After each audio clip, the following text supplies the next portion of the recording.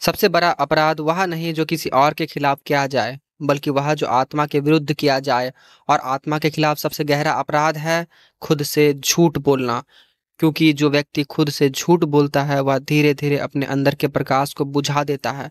सत्य को देखने की उसकी आंखें धुंधली पड़ जाती है और अंततः वह अपनी आत्मा की गहराइयों में इतना खो जाता है कि वहाँ कुछ भी स्पष्ट नहीं बचता।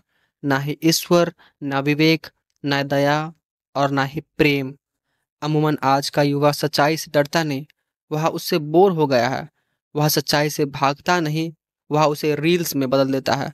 हर जगह एक नया मैं गढ़ा जाता है। इंस्टाग्राम पर एक, फेसबुक पर दूसरा, और अपने मन के भीतर शायद कोई भी नहीं।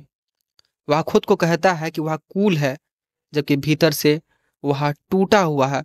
वह खुद को समझाता है कि वह प्रैक्टिकल है, जबकि भीतर डर से वो कांपता है। वह खुद को यकीन दिलाता है कि उसे किसी की ज़रूरत नहीं, जबकि अकेलापन उसकी हड्डियों में बैठ चुका है।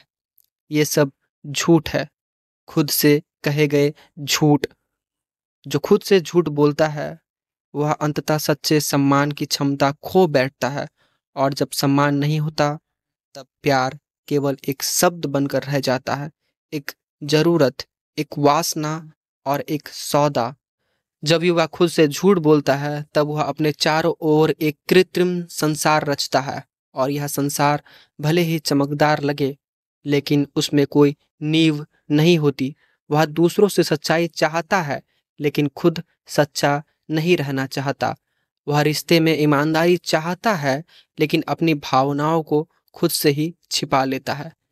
यह सांस्कृतिक पाखंड नहीं तो और क्या है। आधुनिक जीवन की सबसे बड़ी त्रासदी यह है कि आत्म आलोचना अब दुर्बलता मानी जाती है।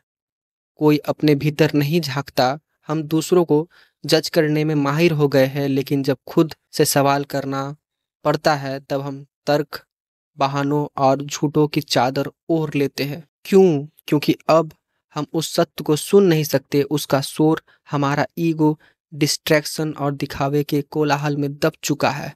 वर्तमान में मानसिक स्वास्थ्य पर बहुत चर्चा होती है और होनी भी चाहिए, लेकिन क्या कोई यह पूछता है कि ये समस्या का जड़ क्या है? क्या कोई यह देखता है जब इंसान लगातार अपनी मूल भावों को नकारता है, जब वह खुद को एक ब्रांड में बदल देता है, जब वह अपने ही अनुभव को फ़िल्टर कर देता है, तब उसका मानसिक संतुलन कैसे बचे? झूठ आत्मा को बीमार करता है, और जब यह झूठ भीतर से आता है तब वह उपचार के परे चले जाता है। पर विकल्प क्या है?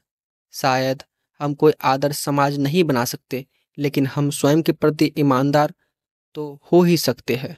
अपने डर को स्वीकार करना सीखो, अपनी गलतियों को देखना सीखो, अपनी भावनाओं को छिपाने के बजाय जीना सीखो, और सबसे बढ़कर अपने भीतर की आलोचना को स्वीकार करना सीखो, बिना आत्म दया के। क्योंकि आत्म आलोचना कोई दुर्बलता नहीं, वह साहस की चरम अवस्था है।